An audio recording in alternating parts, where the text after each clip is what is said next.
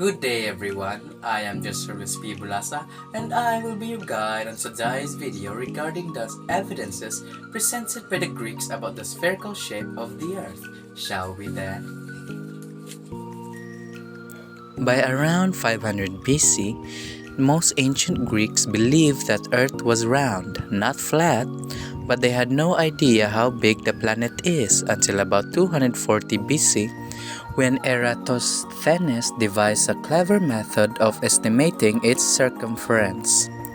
Eratosthenes had heard from travelers about a well in Syene, now Aswan, Egypt, with an interesting property.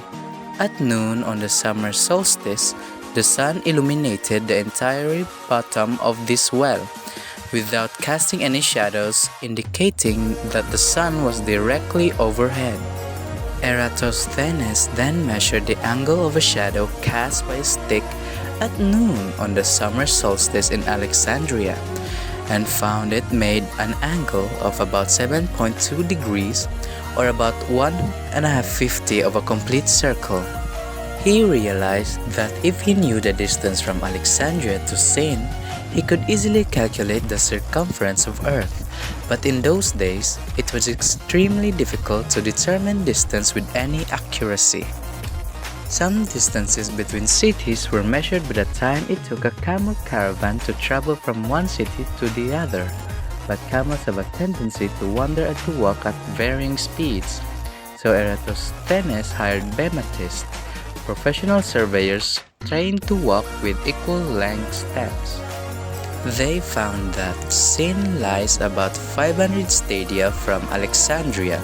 Eratosthenes then used this to calculate the circumference of the Earth to be about 250,000 stadia.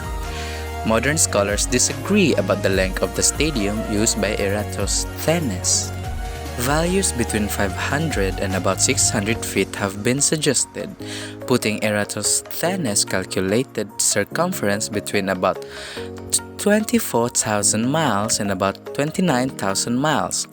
The Earth is now known to measure about 24,900 miles around the equator, slightly less around the poles. Eratosthenes had made the assumption that the sun was so far away that its rays were essentially parallel, that Alexandria is due north of Syene, and that Syene is exactly on the Tropic of Cancer. While not exactly correct, these assumptions are good enough to make a quite accurate measurement using Eratosthenes' method. His basic method is sound and is even used by school children around the world today. It was around 500 BC that Pythagoras first proposed a spherical earth, mainly on aesthetic grounds rather than on any physical evidence. Like many Greeks, he believed the sphere was the most perfect shape. Possibly the first to propose a spherical earth based on actual physical evidence was Aristotle, 384 to 322 BC, who listed several arguments for a spherical earth, moon, and planets, such as: the sphere is a perfect solid and the heavens are a region of perfection.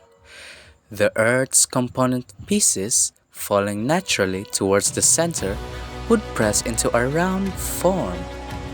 In an eclipse of the moon, the earth's shadow is always circular.